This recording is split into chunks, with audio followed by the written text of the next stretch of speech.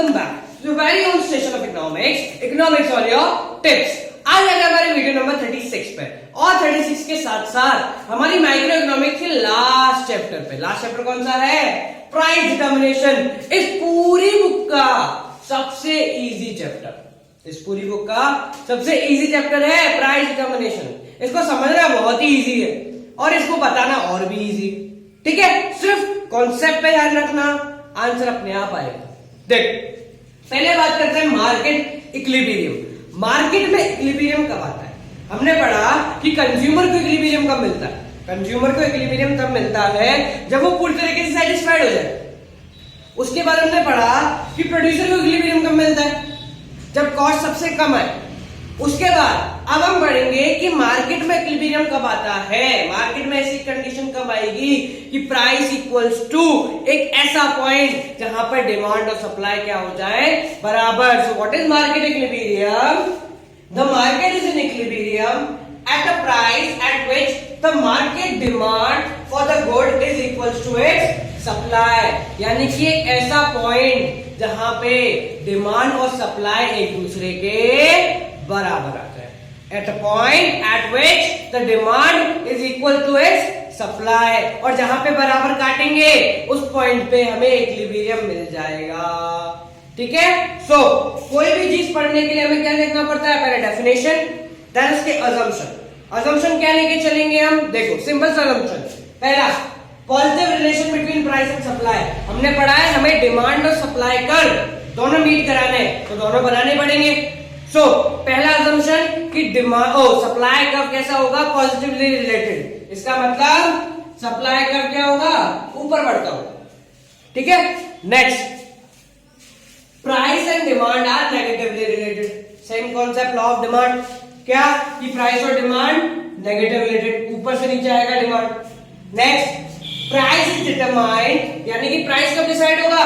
Eight a level at which the quantity demand is equal to its supply. यानी price कहां decide होगा?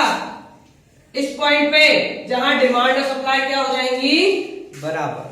तो ये है हमारे अजम्पशन। अब इन अजम्पशंस को लेके इस डेफिनेशन को के थ्रू हम निकालेंगे कि मार्केट में इक्विलिब्रियम कब आता है।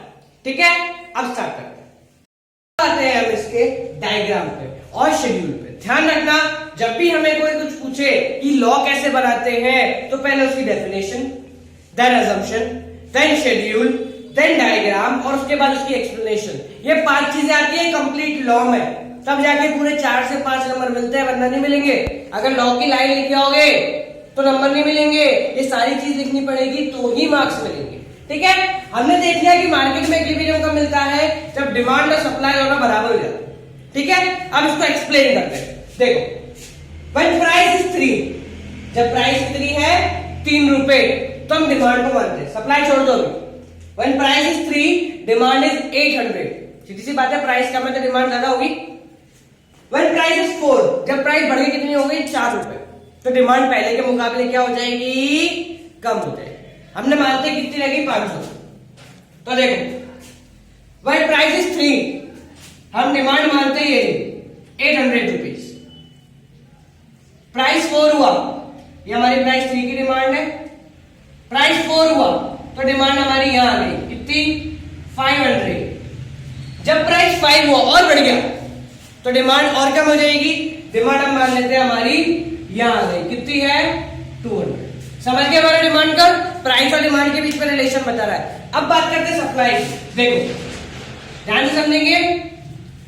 व्हेन प्राइस इज 3, सप्लाई कितनी है? 200। कम प्राइस है, सप्लाई भी कम होगी, क्योंकि लॉ ऑफ सप्लाई कि जैसे जैसे प्राइस बढ़ता है सप्लाई भी बढ़ती जाएगी। ठीक है, प्राइस बढ़ के 4 हो गई तो सप्लाई भी बढ़ती कितनी हो गई? 500। पहले सप्लाई इतनी थी 200, देन 500 हुई और फिर 800। कोई प्रॉब्लम? सिंपल सा है, सीधा सा। व्हेन प्राइस इज 3, सप्लाई 200 है, प्राइस बढ़ के 4 हुई, सप्लाई 500 हो गई। प्राइस बढ़ के 5 हुई, सप्लाई 800। ठीक है, अब देखते हैं मार्केट को इक्विलिब्रियम कब मिलेगा। अब ये टॉपिक बहुत ध्यान से समझना, समझ में आ गया तो नो प्रॉब्लम, नहीं आया तो घूमते रह जाओ। ध्यान से देखो, हम मानते हैं कि मार्केट को इक्विलिब्रियम इस पॉइंट में मिलेगा एट पॉइंट ए। क्यों? क्योंकि डिमांड भी 500 है, सप्लाई भी 500 है, तो मुझे इस पे इक्विलिब्रियम मिल गया। प्राइस कितना है मेरा 4 रुपए, यानी ये चीज मार्केट में 4 रुपए पे जाके बिक जाएगी। क्यों बिक जाएगी? क्योंकि डिमांड और सप्लाई दोनों क्या है, बराबर। ठीक है, ये तो हुई सीधी सी बात। अब बात आती है कि इस तक पहुंचने के लिए मुझे क्या करना पड़ेगा। अगर मेरी प्राइस 5 रुपए है तो मुझे क्या करना पड़ेगा कि 4 हो जाए। मेरी प्राइस 3 रुपए है तो मैं कैसे उसको 4 पे लाऊंगा और क्यों लाऊंगा। ठीक है, तो मार्केट में कंडीशन समझते देखो। सबसे पहले बात करते हैं एट प्राइस 3 पे देखो क्या है, डिमांड ज्यादा है और सप्लाई कम है। ध्यान रखना, डिमांड ज्यादा है और सप्लाई क्या है, कम। दिख रहा है यहाँ पे, डिमांड ये रही और सप्लाई यही खत्म हो गई। तो जो ये बीच वाला पार्ट है, ये पूरा पार्ट, इस पार्ट को हम क्या कहते हैं, एक्सेस डिमांड। क्या है ये, एक्सेस डिमांड। डिमांड 800 है, सप्लाई सिर्फ 200 है। इसका मतलब समझो, मार्केट में घुस के क्या मतलब है कि खरीदने वाले बहुत सारे हैं, खरीदने वाले बहुत सारे, डिमांड बहुत लोग कर रहे हैं, बट बेचने वाला सिर्फ एक। खरीदने वाले बहुत सारे हैं और बेचने वाला सिर्फ एक है, तो क्या करेगा वो, क्या करेगा वो, क्या करेगा, अपनी प्राइस को बढ़ा देगा। क्यों बढ़ाएगा? क्योंकि उसको पता है कि उसके अलावा मार्केट में कोई नहीं है, डिमांड बहुत लोग कर रहे हैं, तो वो क्या करेगा, सप्लाई, उसके पास सिर्फ 200 चीजें हैं, तो वो क्या करेगा, 200 से अपनी चीजों को 500 करेगा और डिमांड भी कम हो जाएगी। क्यों? क्योंकि उसने प्राइस थोड़ी सी बढ़ा दी। तो in case of excess demand वो क्या करेगा, अपनी प्राइस को यहां से डिमांड यहां पे लाने के लिए इक्विलिब्रियम चाहिए उसको, तो इक्विलिब्रियम पे आने के लिए वो क्या करेगा, अपने प्राइस को थोड़ा सा बढ़ा देगा। प्राइस यहां से कहां ले आया वो, 4। जब भी एक्सेस डिमांड होगी, डिमांड बहुत ज्यादा है, प्राइस सप्लाई कम है, डिमांड ज्यादा है, लोग मांग रहे हैं पर मिल नहीं रहा मार्केट में, तो क्या करेगा वो, प्राइस को थोड़ा सा बढ़ा देगा। तो कई सारे लोग हट जाएंगे, 800 से 500 हो गए, यानी 300 लोग हट गए। क्या हो गया, सप्लाई और डिमांड दोनों बराबर हो गए। समझ गए एक्सेस डिमांड। अब इसके बाद दूसरा पॉइंट है 4, इसमें 500 बराबर है, या तो कोई प्रॉब्लम नहीं। 5, जब प्राइस 500 है तो क्या हो रहा है, डिमांड कम है और सप्लाई क्या है, ज्यादा। डिमांड कम है और सप्लाई क्या है, ज्यादा। इसको समझ के देखो कि मार्केट में जा रहे हो, सेब के 10 ठेले खड़े हुए, सेब के 10 ठेले एक के बाद एक खड़े हुए लाइन से, और खरीदने वाले तुम अकेले हो, खरीदने वाले हम अकेले हैं और सेब के 10 ठेले खड़े हुए हैं, तो क्या करेगा, एक के पास जाओगे भाई 80 रुपए किलो, दूसरे के पास जाओगे बोले 75 रुपए किलो, तीसरे के पास जाओगे बोले 70 रुपए किलो। तो ये क्या हुआ कि जैसे ही सप्लाई बहुत ज्यादा हो गई और खरीदने वाला कोई नहीं है, तो ऑटोमेटिकली प्राइस को क्या करना पड़ेगा, कम करना पड़ेगा। जैसे ही प्राइस कम हुआ तो कई सारे लोग जो 80 रुपए की वजह से नहीं खरीद रहे थे सेब, अब वो 70 रुपए पे आके सेब भी खरीद लेंगे। समझ में आया इस कॉन्सेप्ट को? तो ये कौन सी कंडीशन हमारी है, देखो सप्लाई ज्यादा है, डिमांड यही खत्म हो गई, तो इसको हम कहते हैं एक्सेस सप्लाई। तो एक्सेस सप्लाई जब भी हो तो क्या कर रहा है, जब सप्लाई ज्यादा है, डिमांड कम है, यानी बेचने वाले बहुत है और खरीदने वाला कोई नहीं है, तो मैं क्या करूंगा, अपने प्राइस को कम कर दूंगा, थोड़ा सा कम में बेच लूं, कोई टेंशन नहीं। थोड़ा सा कम में बेचा तो क्या हो गया, नए कंज्यूमर आए खरीदने के लिए, ठीक है, और मार्केट को इक्विलिब्रियम मिल गया। तो समझ गए, ये हमारा डायग्राम है, इसको प्रॉपर्ली ऐसे ही एक्सप्लेन करना है कि क्या, एट पॉइंट जब प्राइस 3 था तो डिमांड ज्यादा थी, सप्लाई कम थी, बराबर लाने के लिए हमें क्या करना पड़ेगा, डिमांड को बढ़ाना पड़ेगा। डिमांड कैसे बढ़ेगी, डिमांड को कम करना पड़ेगा। डिमांड कम कैसे होगी, प्राइस बढ़ा दो, ठीक है। When demand is greater than supply, price बढ़ा दो। हम कहां पहुंच गए, इक्विलिब्रियम पर। इसके अपोजिट जब प्राइस 5 थी तो क्या करो, सप्लाई ज्यादा है, डिमांड कम है, सप्लाई को कम करो। कैसे कम करेंगे, प्राइस को भी कम करो। समझ आया, ये हमारा excess demand and excess supply. याद रखना इस कॉन्सेप्ट को कि जब भी ऐसा है, मैं ये नहीं कह रहा कि मेरी बुक में से पढ़ो, मेरी बुक में से पढ़ रहे हो इसके अकॉर्डिंग एक्सप्लेनेशन है, बट कोई भी बुक पढ़ लो, सब में एक्सप्लेनेशन मिलेगी, उसकी कोई प्रॉब्लम नहीं। मैं अपनी बुक की प्रमोशन नहीं कर रहा, मैं ये कह रहा हूं कि इस डायग्राम को कैसे एक्सप्लेन करना है, ये बहुत इंपॉर्टेंट पॉइंट है। कुछ भी एक्सप्लेनेशन नहीं है, सिंपल सा एक्सप्लेनेशन होता है क्या, कि डिमांड ऐसे आ रही है, सप्लाई ऐसे आ रही है, दोनों इसमें मिल रहे हैं, ठीक है। नीचे एक्सेस डिमांड है, ऊपर एक्सेस सप्लाई। एक्सेस डिमांड है तो इक्विलिब्रियम पे कैसे आना है, एक्सेस सप्लाई है तो इक्विलिब्रियम पे कैसे आना है, ये सब डिसाइडेड है, सारी बुक्स में लिखा हुआ है। तो किसी बुक से पढ़ो, नो प्रॉब्लम, बस कॉन्सेप्ट को समझो। जब डिमांड ज्यादा है, सप्लाई कम है, मांगने वाले ज्यादा है और बेचने वाला कोई नहीं है, तो क्या करेंगे, एक ही आदमी बेचने वाला, तो प्राइस बढ़ा देगा। सप्लाई ज्यादा है, डिमांड कम, बेचने वाले बहुत सारे और खरीदने वाला कोई नहीं है, तो क्या करेगा, उसको प्राइस कम करनी पड़ेगी। समझ में आया? तो ये है हमारा इक्विलिब्रियम कंडीशन ऑफ मार्केट की। मार्केट को कहां पे इक्विलिब्रियम मिलता है।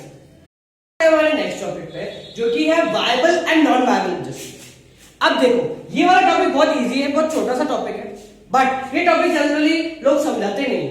क्यों? क्योंकि पता ही नहीं कि ये टॉपिक भी है क्या कोर्स में। बस एक मार्क्स का टॉपिक है, ज्यादा पढ़ा नहीं है। ठीक है, सो स्टार्ट करते हैं हमारा टॉपिक, सिंपल सा टॉपिक, वायबल इंडस्ट्रीज।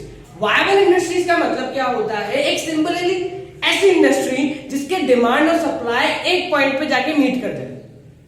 एक ऐसी इंडस्ट्री जिसके डिमांड और सप्लाई एक पॉइंट पे जाके मीट कर जाए, कहीं भी मीट कर जाए, कोई जरूरी नहीं। देखो ये हो सकता है डिमांड ऐसा बन रहा है, सप्लाई ऐसा बन रहा है, ये भी हमारी वायबल इंडस्ट्री। क्यों? क्योंकि उसका डिमांड और सप्लाई का एक दूसरे को मीट कर रहा है। इस कंट्री में मोस्टली 99% ऐसी इंडस्ट्री है जो कि वायबल है, जिनकी डिमांड और सप्लाई एक दूसरे को मीट कर जाती है। ठीक है, सो एक वायबल इंडस्ट्री का मतलब ऐसा डायग्राम बनता है, डिमांड है, सप्लाई है, दोनों एक पर्टिकुलर पॉइंट ई पे मीट करते हैं। ठीक है, सिंपल हमारी नॉर्मल इंडस्ट्री जो होती है वही वायबल इंडस्ट्री होती है।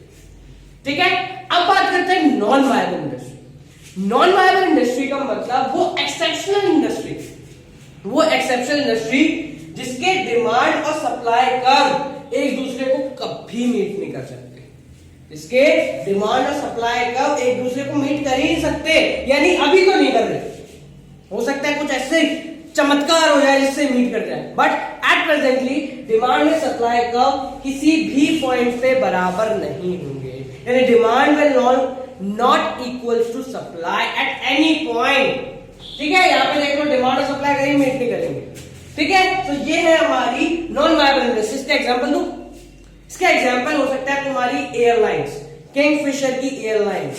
ठीक है, समझ गए होंगे सारे के सारे, विजय माल्या नाम से समझ गए ना, जिसकी डिमांड और सप्लाई मीट नहीं करी, जिसकी वजह से बहुत सारी प्रॉब्लम क्रिएट हो रही है। ठीक है, so this is non viable industry. तो कौन कौन सी? Viable and non viable industry. ठीक है, ये हो गई हमारी आज की वीडियो। आज की वीडियो में हमने क्या पढ़ा कि मार्केट को इक्विलिब्रियम कब मिलता है, एक्सेस डिमांड कब होती है, डेफिसिट डिमांड कब होती है, वायबल इंडस्ट्रीज क्या होती है, नॉन वायबल इंडस्ट्री क्या होती है। अगली वीडियो में हम पढ़ेंगे प्राइस सीलिंग क्या होता है, प्राइस फ्लोरिंग क्या होता है, और इक्विलिब्रियम में कब कब चेंज आता है। ठीक है, अगली वीडियो बहुत इंपॉर्टेंट है, हो सकता है वो हमारे इकोनॉमिक्स की, माइक्रो इकोनॉमिक्स की सेकंड लास्ट या लास्ट वीडियो। सो गाइस जरूर देखना। इस वीडियो में आगे वाले टॉपिक समझाने थे, बट ये वीडियो की लेंथ काफी बड़ी हो गई, इसलिए यहीं पे इसको स्टॉप करते हैं। ठीक है, तो ये हमारी आज की वीडियो। आज की वीडियो में बहुत इंपॉर्टेंट चीज देखी, हमारी माइक्रो इकोनॉमिक्स का लास्ट चैप्टर के बारे में पढ़ा। ठीक है, वीडियो की एंडिंग करते हैं। Guys this is my book, ये बुक मैंने खुद ने लिखी है। जो लोग फर्स्ट टाइम इकोनॉमिक्स वाले टिप्स को रीच कर रहे हैं उन लोगों के लिए बिल्कुल नहीं है। ये बुक मैंने लिखी है, इसमें माइक्रो इकोनॉमिक्स से रिलेटेड सारी इंफॉर्मेशन है, अलॉन्ग विथ क्वेश्चंस हैं, उसके सॉल्यूशंस हैं, सैंपल पेपर्स हैं, उसके भी सॉल्यूशन, सब चीजें मेरी तरीके से हैं। ठीक है, सो गाइस अगर वीडियोस पसंद आए और इस बुक को खरीदने में इंटरेस्टेड हो तो मुझसे कांटेक्ट कर सकते हो।